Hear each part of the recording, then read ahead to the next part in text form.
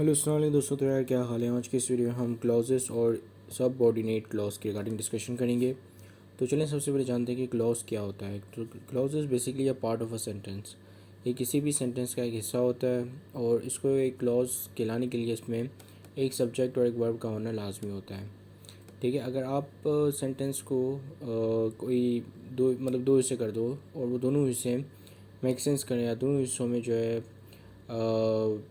एक सब्जेक्ट और एक वर्ब हो, तो उस दोनों हिस्सों को आप क्लॉज कह सकते हो। अगर वो जैसे अगर आपने दो सेपरेट कर दिए, एक सेंटेंस को दो सेंटेंस बना दिए, सेपरेट कर दिया, ठीक है, दो पार्ट में तकसीम कर दिया और उसके बाद उन दोनों पार्ट में से कोई भी पार्ट ना तो मेक सेंस कर रहा हो या उनमें कोई भी वर्ब की मिसिंग, कोई किसी पार्ट में वर्ब मिसिंग हो, किसी पार्ट में जो है सब्जेक्ट मिसिंग हो, तो ऐसे सेंटेंसेस को हम सेंटेंस फ्रेगमेंटेशन कहते हैं। ठीक है, या ऐसे सेंटेंस के पार्ट को हम कहते हैं sentence fragmentation, which means incomplete sentence.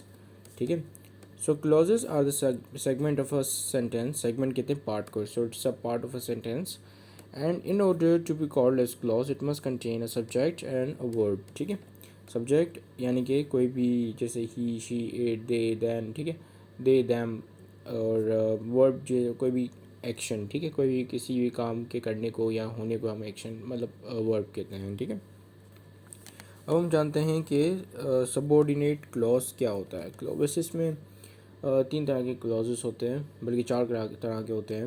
एक होते हैं इंडिपेंडेंट क्लॉज, जिसके ऊपर मैं ऑलरेडी वीडियो बना चुका हूँ। फिर आते हैं आपके पास सबऑर्डिनेट, फिर आते हैं आपके रिलेटिव, फिर आते हैं आपके पास नॉन क्लॉज। ठीक है, सो आज की इस वीडियो में हम सिर्फ सबऑर्डिनेट क्लॉज के रिगार्डिंग डिस्कशन करेंगे। ठीक है, अब मैं पहले आपको ये ब्रीफली बता देता हूँ कि सबऑर्डिनेट क्लॉज क्या होता है। अब सबऑर्डिनेट क्लॉज वो क्लॉज होता है जो कि किसी दूसरे इंडिपेंडेंट क्लॉज को मॉडिफाई कर रहा होता है।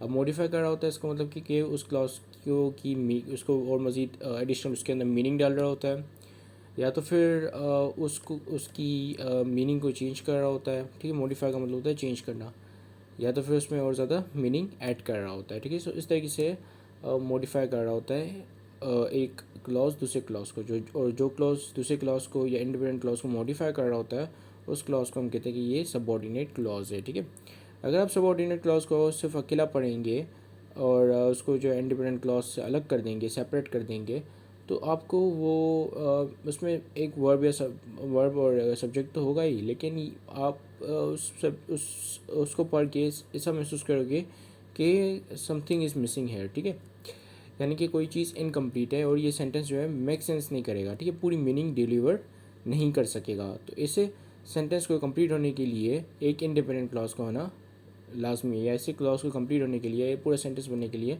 ज़रूरी है कि वहाँ पे एक इंडिपेंडेंट क्लॉज हो। ठीक है, तो सबऑर्डिनेट क्लॉज को आप कंडीशन या डिपेंडेंट क्लॉज भी कह सकते हो कि ये डिपेंडेंट होता है इंडिपेंडेंट क्लॉज के ऊपर, ताकि पूरी एक मीनिंग डिलीवर कर सके। ठीक है, अब हम इसको थोड़ा पढ़ लेते हैं यहाँ पे। दीज आर ऑल्सो कंडीशनल या independent clause that indicates a condition. ठीक है, या डिपेंडेंसी।